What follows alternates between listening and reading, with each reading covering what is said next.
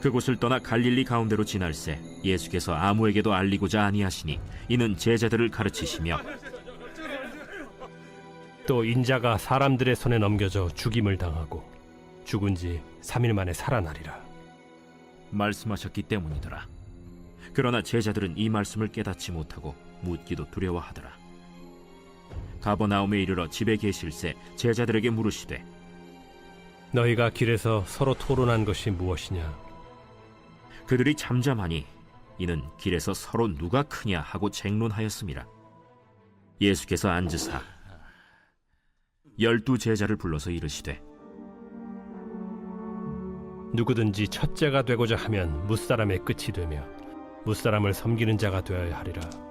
하시고 어린아이 하나를 데려다가 그들 가운데 세우시고 안으시며 제자들에게 누구든지 내 이름으로 이런 어린아이 하나를 영접하면 곧 나를 영접하며 누구든지 나를 영접하면 나를 영접함이 아니요 나를 보내신 이를 영접함이니라. 에브리데이 썬데이, 우리의 매일을 썬데이로 세팅하라. 할렐루야. 오늘도 영상을 보시는 모든 분들에게 주님께서 사랑과 은혜로 함께 해주시기를 바랍니다. 오늘 본문을 보면 이제 제자들이 누가 큰지를 놓고 쟁론을 하였다라고 34절에 기록되어 있습니다. 이제 쟁론이란 이제 서로 다투며 토론하는 것을 의미하더라고요. 그러니까 제자들이 지금 누가 큰지를 놓고 서로 다투며 토론을 했다라는 겁니다. 여러분 여기서 한번 생각해 보시겠어요? 사람은 자신에게 중요한 문제가 되지 않는 것을 놓고 다투지 않습니다.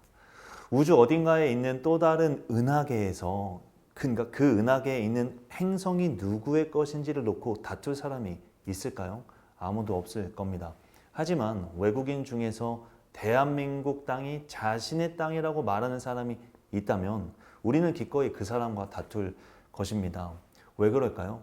대한민국 국민에게 있어서 대한민국 땅이란 너무나 중요한 문제이기 때문이죠. 그러니까 이런 점을 생각해 보면 제자들이 누가 큰지를 놓고 서로 다투며 토론을 했다라는 건 제자들에게 있어서 누가 크고 작은지가 너무나 중요한 주제였다라는 것을 우리가 유추해 볼 수가 있죠. 그럼 왜 제자들은 자신들의 크고 작음이 중요한 문제였던 걸까요? 이 질문에 대한 답을 유추하려면요, 당시 제자들이 가지고 있었던 예수님에 대한 기대를 먼저 이해해야 합니다.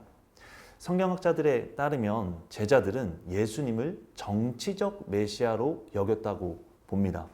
그래서 이들의 기대와 바램 속에는요, 예수님께서 이스라엘의 타락하고 부패하고 무능한 정치 지도자들과 종교 지도자들을 몰아내고 유다 왕국의 왕위에 오르셔서 로마로부터 유다 왕국을 해방시켜 주시고 다윗 왕 때 누렸던 국가적 부흥을 일으켜 주실 것으로 보았습니다.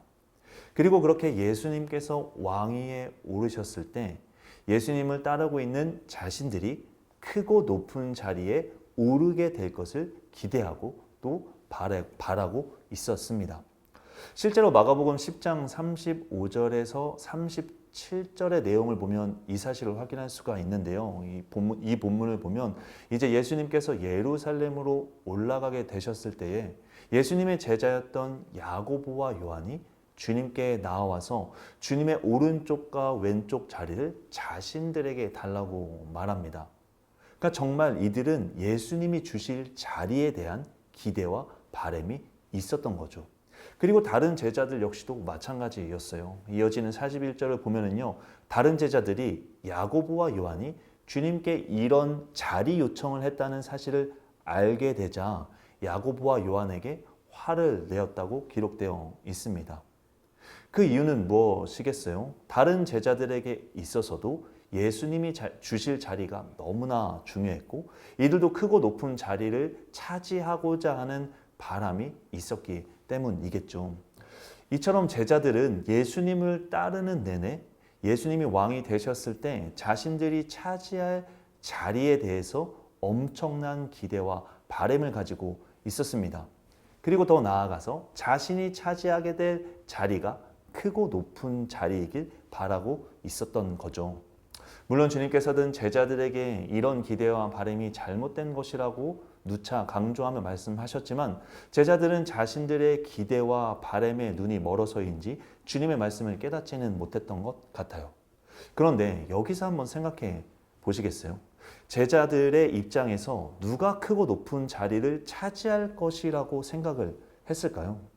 당연히 주님을 따르는 자신들 중에서 가장 큰 자가 크고 높은 자리를 차지할 것이라고 생각했을 것입니다. 그럼 제자들의 입장에서는 지금 어떤 상황인 건가요?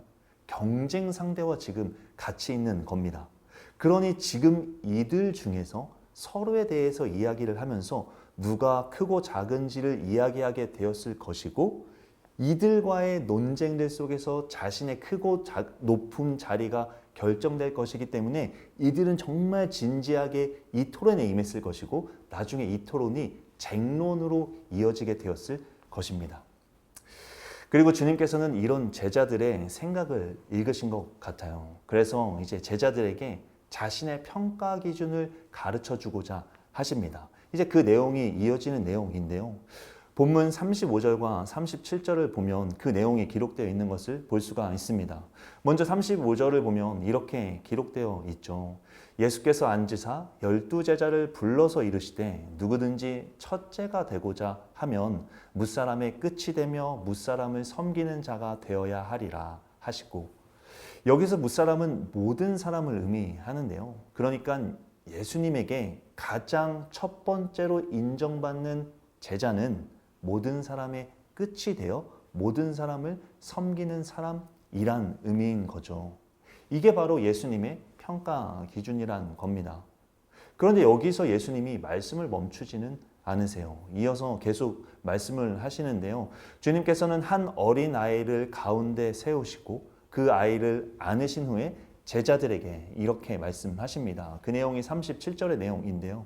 누구든지 내 이름으로 이런 어린아이 하나를 영접하면 곧 나를 영접함이요. 누구든지 나를 영접하면 나를 영접함이 아니요 나를 보내신 이를 영접함이니라. 여기서 어린아이를 영접한다는 것은 어린아이를 받아들인다는 것을 의미하는데요. 당시 사회에서 어린아이는 가장 힘이 없고 영향력이 없는 밑바닥 계층의 존재였습니다. 이제 그런 아이를 받아들여야 한다라고 말씀을 해주시는 건데요. 사실 지금도 이제 아이들을 보호하는 법률이 갖춰지지 않은 나라들을 보면 어린 아이들이 학대받고 착취받는 모습을 쉽게 볼 수 있습니다. 이제 그런 나라에 가보면 이제 또 쉽게 볼 수 있는 풍경이 있는데요. 그건 이제 구걸을 하거나 도움을 구하는 아이들입니다. 그런 나라에 있는 아이들은요, 문제가 생겨도 할 수 있는 게 아무것도 없죠. 심지어 정말 엄마가 아파도 그저 울면서 다른 사람에게 찾아가 엄마를 도와달라고 애원할 뿐이죠. 이런 사회상을 이해하면서 본문을 생각해 보면은요, 어린 아이를 영접하라는 것은, 그러니까 받아들이라는 것은 어린아이가 도움을 요청할 때 물리치는 것이 아니라 그 어린아이를 돕고 돌보라는 것을 의미한다라는 것을 알 수 있습니다.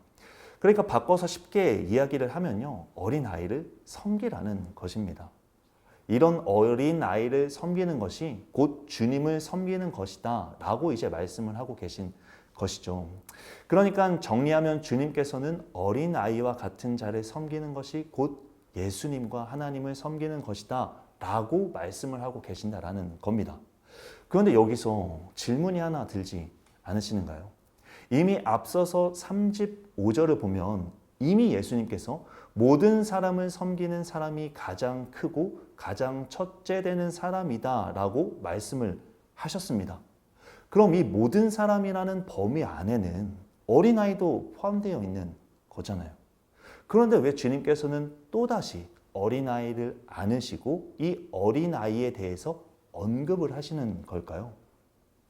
그건 바로 강조를 하기 위함일 것입니다. 마치 이런 거죠. 교수님께서 여러분 시험 범위는 교과서 전체입니다. 이렇게 말씀을 하시고 이어서 교과서 4장과 5장을 읽으셔야 합니다. 라고 이야기를 했다고 가정해 볼게요. 분명 교과서 전체 안에는 4장과 5장의 내용이 포함되어 있습니다. 그런데 한 번도 4장과 5장을 언급하는 이유는 무엇인가요? 4장과 5장이 정말 중요하다고 강조하기 위함인 거죠. 그리고 여러분, 언제 강조를 하나요? 사람들이 그것을 잘 할 때 강조를 하나요?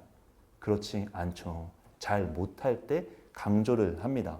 그럼 주님께서 이렇게 어린 아이를 강조하고 계시다라는 것은 사실 주님께서는 섬김 그 자체를 강조하고 싶으신 게 아닙니다. 어린 아이와 같은 자를 섬겨야 한다는 사실을 강조하고 싶으신 것입니다. 왜 그럴까? 본문을 곰곰이 묵상을 해보면서 이 질문에 대한 답을 좀 알게 되었습니다. 여러분 생각해 보면요, 사실 우리가 섬기는 것을 못하지는 않는 것 같아요. 오히려 어떤 사람들은요, 섬기는 것을 좋아하기도 합니다.